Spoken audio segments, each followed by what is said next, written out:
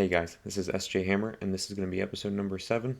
Hopefully, you enjoyed the previous episode with Danielle on the podcast. I got a lot of positive feedback, and it was a lot of fun to have her on. I'm planning to have more guests in the near future, and I'll be giving a heads up on my Instagram on who will be on and maybe a little what we'll be talking about. So, follow me on Instagram at sj.hammer. If you haven't seen the previous episode, check it out. Danielle is a figure competitor, and she just got back on stage after 3 years of being gone. Now, for myself, right now I'm 4 weeks out as I record this, August 27th. I'm about 5 pounds over my weight limit, which is about perfect at 4 weeks out. I don't have to drop 10 pounds the night before or 15 or anything ridiculous. I don't have to take a bunch of diuretics, do that. And I think my conditioning is about on point for 4 weeks out. I'm going to post a recent picture. Normally, I haven't been posting a whole lot. I've been trying to be a bit of a dark horse in bodybuilding and maybe other sports or other things.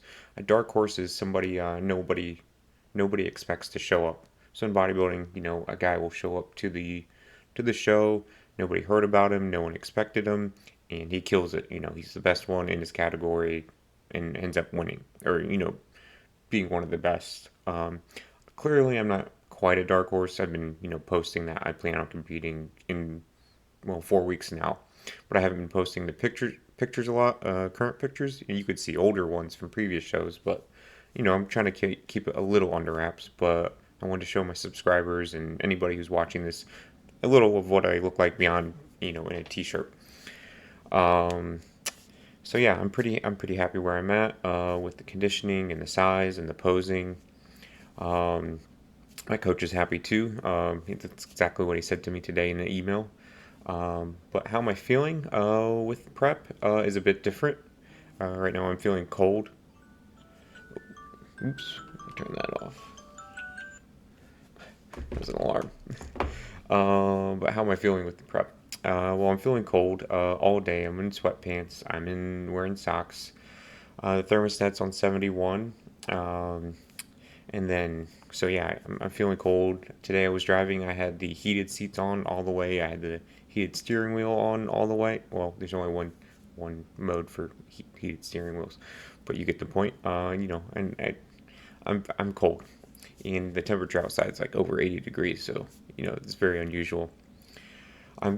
Also becoming less social, and just trying to get my workout in. Usually in the gym, I am a social person. I'll talk to a couple people for 5 minutes, mainly because I work from home and I only talk to people for 5 minutes the whole 8 hours I work. So I sometimes enjoy a little socialization in the gym. I'm not in a rush. I enjoy working out. That's why I do bodybuilding. But right now, I'm just trying to get it in. People I might say hello to and have that 5 minute conversation. Now I just give them a fist bump, a wave, a little hello wave, or just a hello, and I keep on walking to the next machine and do my next set.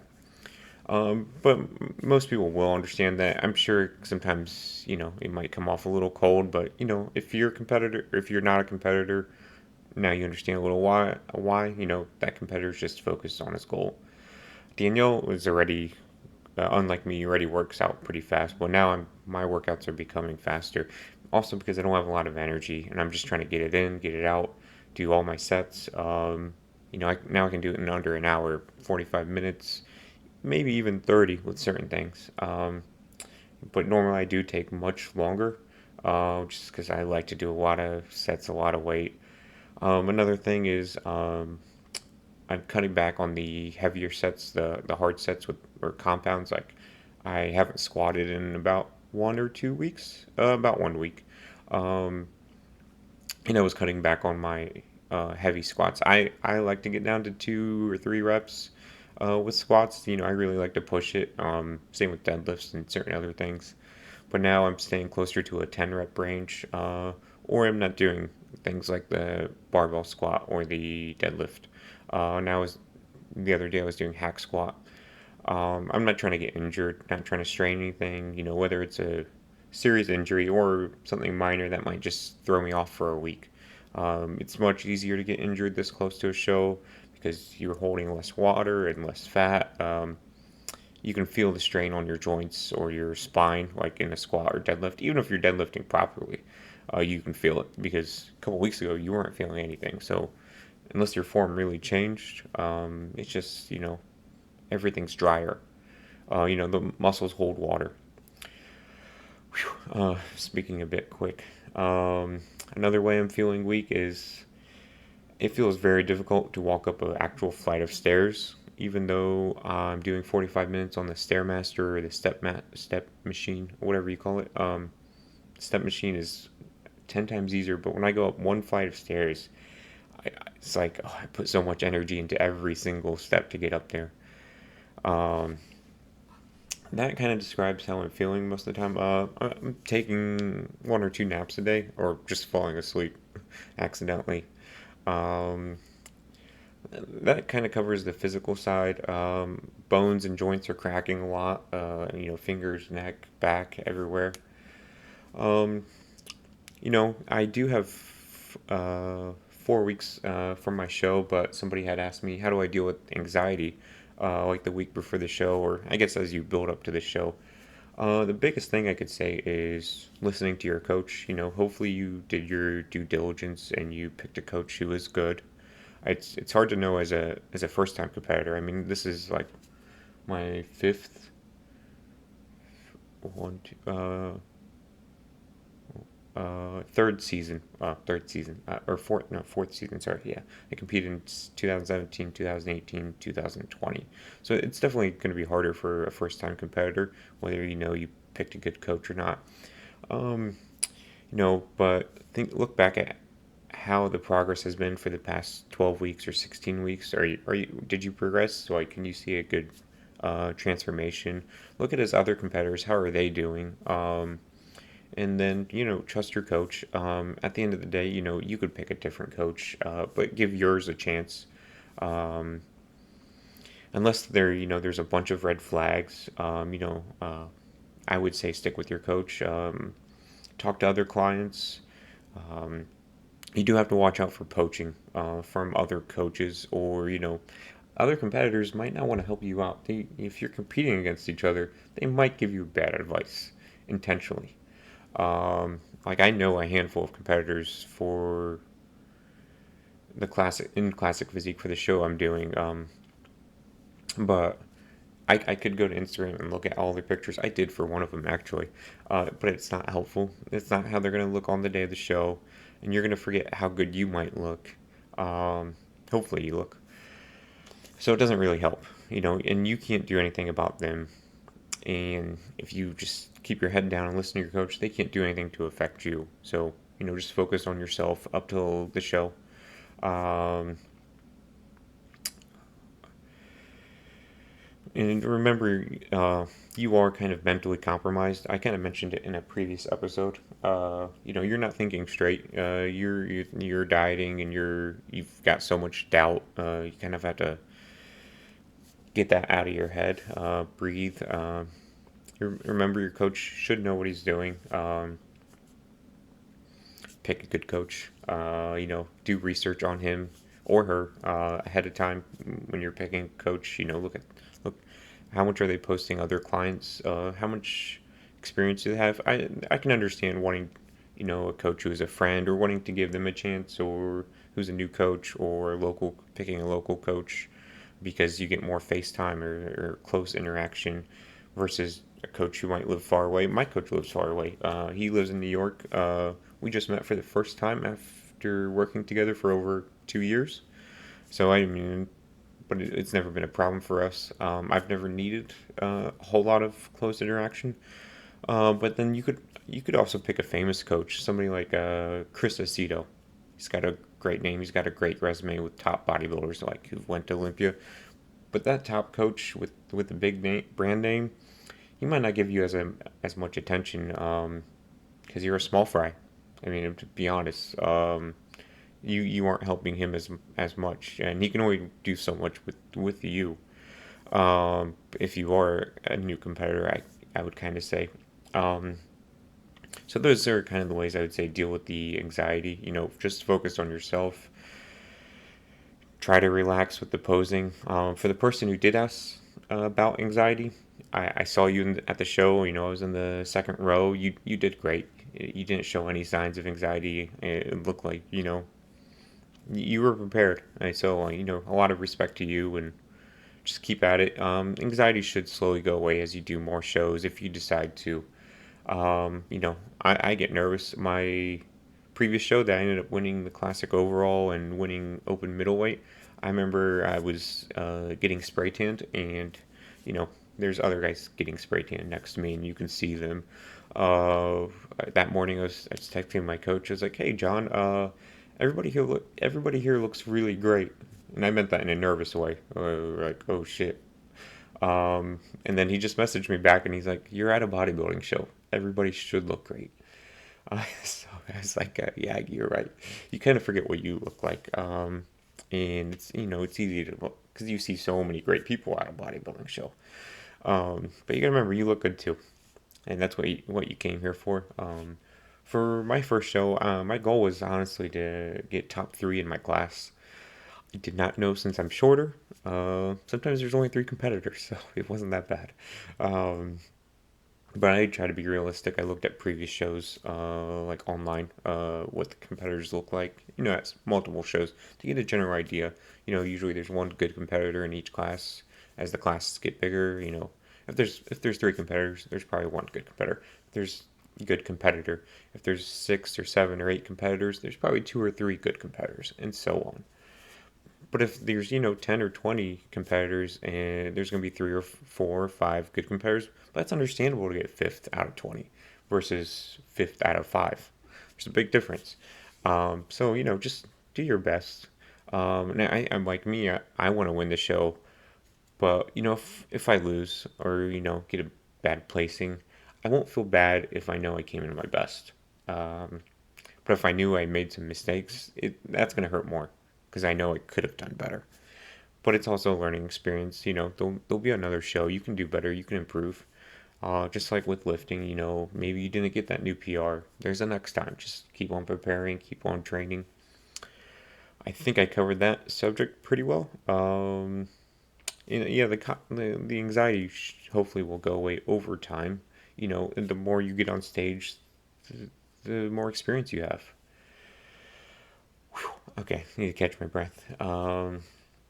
I did want to share one piece of gym equipment I use. I really do use this. I do have a coupon code, but I'll explain it. It's called the gym. Let me get the lighting right. There we go. No, gym pin. Yeah, I don't know. It's called a gym pin. So if you have a machine that has stacked weights, there's a little hole it goes in, and you can add 45-pound plates or 25 or 10, so you can do more weight. I own two actually because if you can't see, the thickness is different on these. So this is 10 millimeters, this is 8 millimeters. Not all holes are the same size for the machines. The coupon code is hammer, and the website is, let me tell you what the website is. Gym-pin uh, .co.uk. It comes from the UK. I really do use it. I've been using it for about 6 months or so. The machine I use it on the most is the adductor machine, trying to build up my inner thighs. A lot of guys have thigh gaps on stage, and I've really progressed. I was already using all the weight on the machine and doing like 20 reps for 3, 4, 5 sets. So now I'm doing, about 10 or 15 reps barely, with 345s on there. Not trying to brag. And then, just trying to build up those adductors as much as I can. I want to show a picture, just to show like kind of what I'm talking about. The adductors on the inner thighs. I also use it for leg extension, abductors, the outer part of the leg, shoulder presses. For some machines, there's two stacks of weights, so it can be a little more difficult. The 8 millimeter does work even when the hole is a little loose because the weight on the gym pin will counter it. They're great. I recommend it. If you're stuck doing so many reps and you want to keep growing. I don't normally recommend products. That discount code is hammer. So what that means is, you'd get 10% off, and I would get like 5% of that purchase, which let's just say is $5. It's not giving me a huge amount of money. If you don't want to use a coupon code, don't use it. Um, and I also want to share something for dieting. Dieting can be boring and the food can taste bad, but I started using some sauces, and I don't know, before prep I'd use them, but I started using them more. The brand is called the Flavor Gang.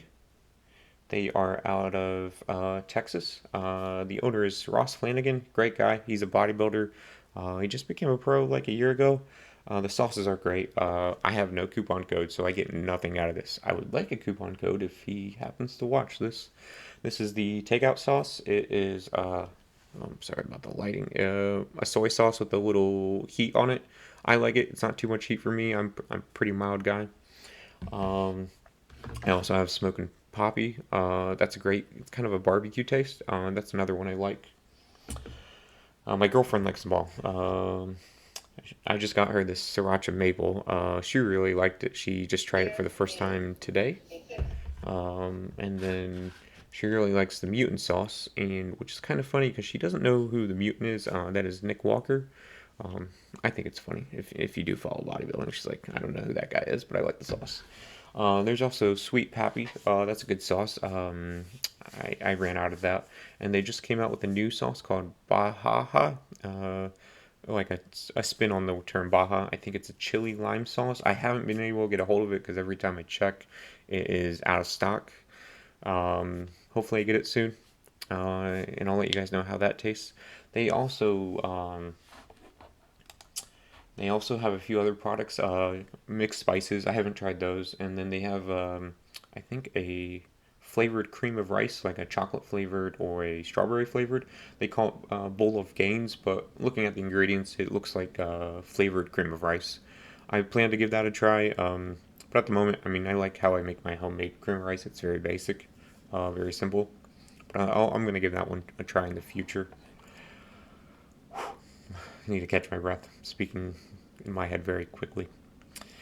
And then I wanted to get to one last topic. Why did I create my YouTube channel? A few reasons.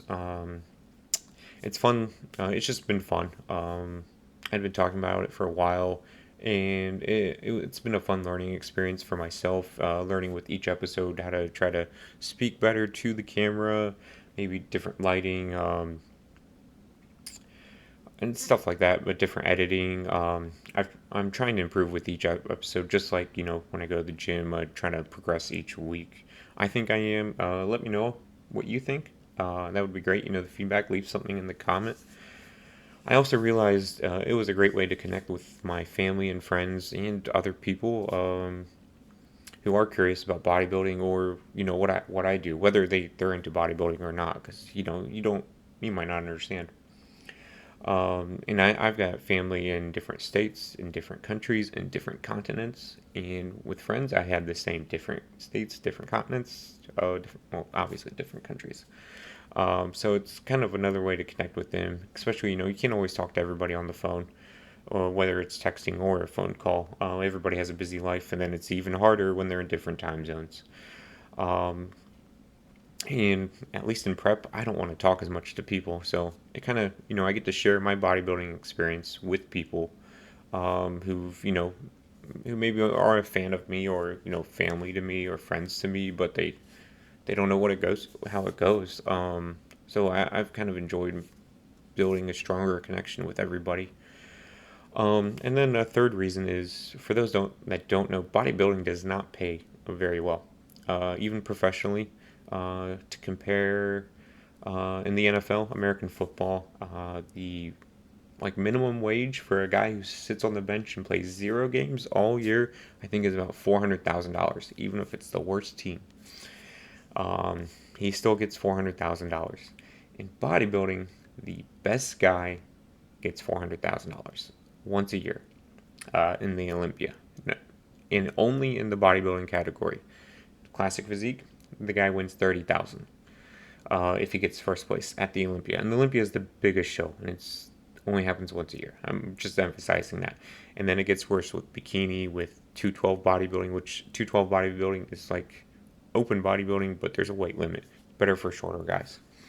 Then you've got, figure, women's physique, men's physique, women's bodybuilding. They all make substantially less compared to men's bodybuilding. Men's bodybuilding gets a lot, relatively speaking, because it's the most popular, brings the biggest fans. There's big, crazy looking guys. But if you go to other pro shows, the ones that happen multiple times a year, like the Tampa Pro, the New York Pro, the Texas Pro, the guy who wins first place in bodybuilding, he's winning $10,000. This may seem like a lot, but I think he's dieted for 16 weeks. He's been, he pays a coach. He also spent all year trying to get bigger, trying to bring up those weak points. Maybe he's got bad hamstrings or something like that. All that to win. So even divided by 16 weeks, 10,000 isn't that much, and that's only first place. Then it falls down from there, and it gets less for the other categories. The other way people make money is, being a coach. Whether just a personal trainer or a lifestyle coach or a competitive coach or something along those lines. They can put, hey, I'm a pro bodybuilder on their resume. It's a good thing to put on a resume. But that's more direct. The other way is through sponsorships. Maybe you aren't the best bodybuilder, but you look great on Instagram and you post great and stuff like that. You've got a huge following, 20, 50,000, 20,000, 50,000, a couple 100,000. Maybe you've got a great personality. Companies like that, like supplement companies, fitness clothing companies, and gym equipment companies. Those are probably where you're going to find your biggest sponsors. And I'm not talking about a sponsorship like a 5 or 10% discount code. If 10 people watch this and you happen to use my discount code, I'm going to get about $50. That's not paying the bills. I'm talking about a real sponsorship where you're getting paid a few thousand a month for representing the company. That's a real sponsorship. That's a real sponsored athlete. Me, I'm just getting a little back for buying my own and enjoying it and sharing it with others. So that's how the one way to make money is through social media, having a big following. I don't have that. I don't know if I ever will. Hopefully I do. I would like that. But I do have a great job and it does me well and takes care of me. So this is just something I'm doing more for fun. But, if my social media can grow, that would be great. I would love if more people follow, more people subscribe, leave comments. Now I do want to bring good quality content because this is more for fun for me. I've got my regular job and I do enjoy that. I'm in IT for those people who don't know. I'm a nerd. The glasses are real. Um, but the fourth thing or the final thing, the reason I do the YouTube channel is, for right now, it is fun and it helps me pass the time by during prep. I don't have a lot of physical energy, but I have a lot of kind of mental energy. Or I'm awake a lot more. But there's not a whole lot I want to do physically. So this helps pass the time by. It gives me something to do, edit videos, record new videos, share everything. So that's why it helps me pass the time by.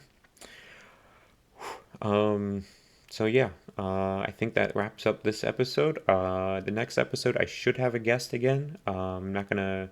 I'm gonna share on Instagram who it will be. So follow me on Instagram at sj.hammer. Please, like and subscribe. Leave a comment. Tell me what you like or don't like, or tell me a topic you want me to talk about. A few people did message me on Instagram, and I'm gonna try to cover those topics in the future. Thanks for watching. See you guys next time.